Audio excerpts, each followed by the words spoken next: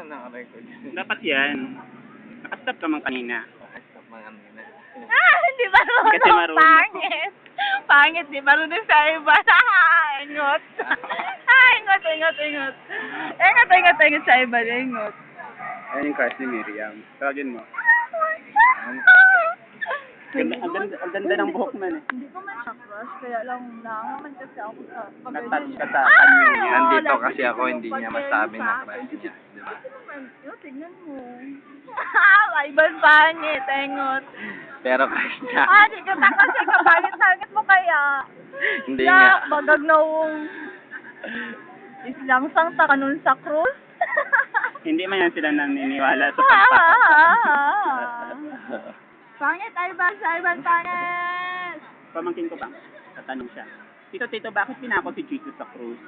Si bayot man siya. Kaya mga bayot, lansang man na sa krus. At tinanong na teacher niya sa school, bakit daw pinako si Jesus sa krus? Sabi niya, kasi teacher, bayot daw siya. Sabi na gago. Sabi ko, sinabi mo talaga yun? Opo. Nagtawanan yung mga classmates ko. Bata mo to, yan. Seryoso pati ako nang sinabi yun sa kanya.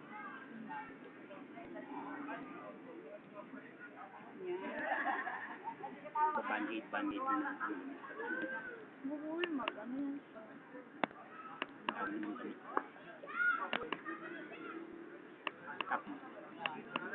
Tapo na? Right. Hinahanap nga natin yung crush mo eh. Likod mo lang.